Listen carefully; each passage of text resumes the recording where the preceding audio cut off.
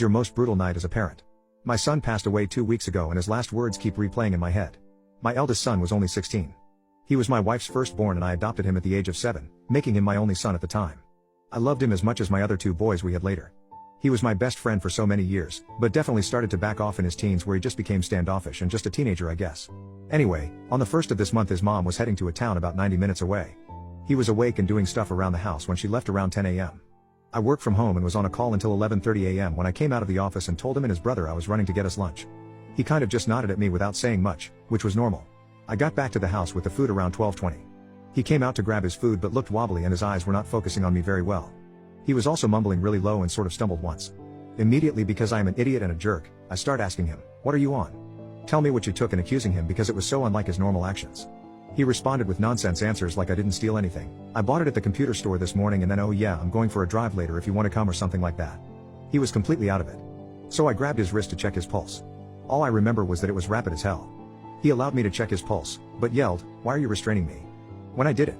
That's when I told his brother to stay in the living room and took him into his bedroom. I sat him on the bed and told him to show me what he took. I can be pretty hard on my boys, but I swear on my life I was not at this time.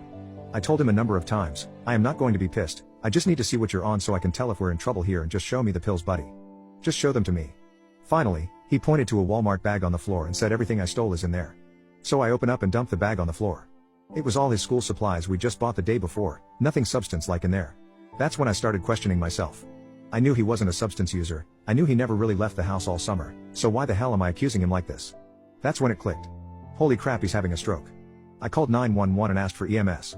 As I was on the phone, I went back to him and demanded he smile at me. He was kind of laughing and gave me a big smile and his face wasn't drooping or anything. Then I said, "Okay buddy, raise your hands." He gave a ha-ha then said raise the roof and lifted his arms. They didn't seem to be weak, but as he started to sit back down on the bed, he kind of fell. So, I grabbed his hand in this kind of clasp and he squeezed mine tightly. Then he said it. His last words were, "Oh my God.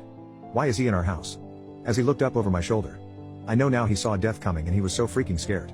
I grabbed his hand and told him repeatedly, "It's just me buddy, it's daddy. I am here for you. It's just me. It's just your dad." I couldn't even think of any other words to say. I knew he was scared, and I just tried to ease it. I held his hand and he held mine as he had that first seizure. I was quick to put him in the recovery position after the convulsions stopped. The paramedics were so freaking fast. Like 3 minutes after my call, my middle kid was letting them in the house. When they arrived, he was still breathing and in the recovery position I put him in with the first seizure.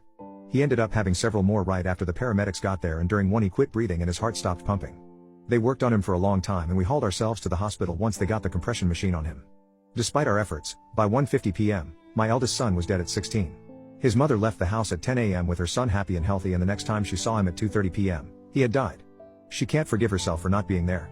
I can't forgive myself for being unable to help him and for being such a freaking idiot as to accuse him of taking substances. Not knowing how the hell it all happened so fast and knowing his last words were ones of fear and terror have been messing me up for almost 2 weeks now.